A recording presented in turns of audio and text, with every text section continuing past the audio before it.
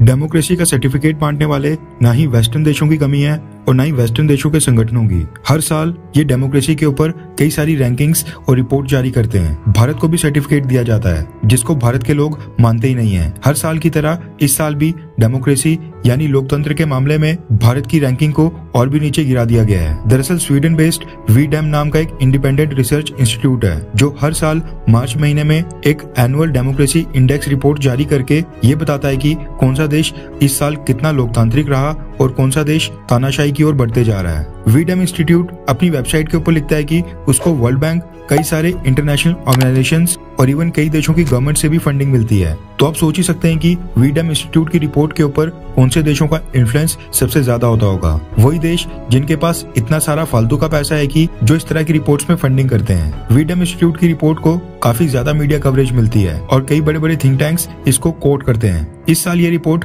ऐसे समय में आई है जब भारत G20 के विदेश मंत्रियों की मीटिंग्स को होस्ट कर रहा है। ऐसे में ये रिपोर्ट ज्यादा फैली नहीं। वीडैम इंस्टीट्यूट दो रैंकिंग्स देता है, एक लिबरल डेमोक्रेसी इंडेक्स यानी LDI और दूसरा इलेक्टोरल डेमोक्रेसी इंडेक्स यानी EDI। वीडैम ने लास्ट ईयर भारत के लिए कहा था कि भारत में इलेक्टोरल ऑटोक्रेसी है, यानी एक तरह की तानाशाही चल रही है। इस साल की रिपोर्ट में तो वीडैम ने भारत की रैंकिंग को और भी नीचे गिरा दिया है और बताया है कि भारत के अंदर लोकतंत्र खतरे में है, या फिर एटलीस्ट ये कह सकते हैं कि यही दर्शाने की कोशिश की है। रेफरेंस के लिए आपकी स्क्रीन के ऊपर फर्स्ट पोस्ट के आर्टिकल का स्क्रीनशॉट है, जिसके मुताबिक वीडैम ने लिबरल डेमोक्रेसी इंडेक्स में भारत को इस साल 97th रैंक दिया है। लास्ट ईयर हमारी रैंकिंग 93 थी। वहीं इलेक्टोरल डेमोक्रेसी इंडेक्स में वीडैम ने इस साल भारत को 108 रैंक दिया है, जबकि पिछले साल भारत को इसी कैटेगरी में 100th रैंक के ऊपर रखा गया था। आपकी जानकारी के लिए बता दूं कि ये सर्वे दुनिया के 202 देशों को लेकर किया गया था। 202 देशों में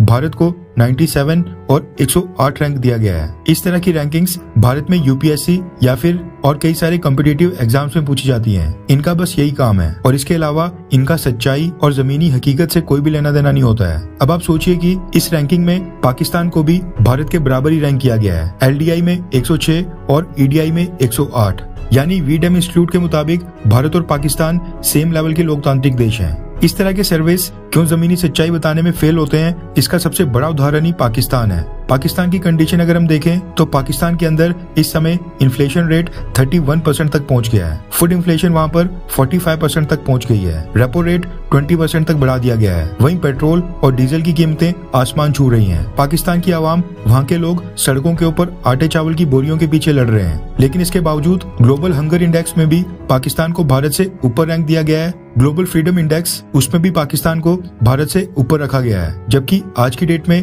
पाकिस्तान में पत्रकारों से लेकर ओपोजिशन पार्टीज के लोग जो भी शहबाज शरीफ गवर्नमेंट के खिलाफ बोल रहे हैं, सबको जेलों में बंद किया जा रहा है। इन सब के बावजूद ग्लोबल हैप्पीनेस इंडेक्स और ग्लोबल डेमोक्रेसी इंडेक्स में पाकिस्तान को भारत के ऊपर रखा जाना ये साफ दर्शाता है कि इस तरह की रिपोर्ट्स जमीनी सच्चाई को दर्शाने में अभी तक भी पूरी तरह फेल साबित हो रही हैं। आपको लग रहा होगा कि इस तरह की रैंकिंग से आखिरकार क्या ही फर्क पड़ता है, तो ऐसा बिल्कुल नहीं है।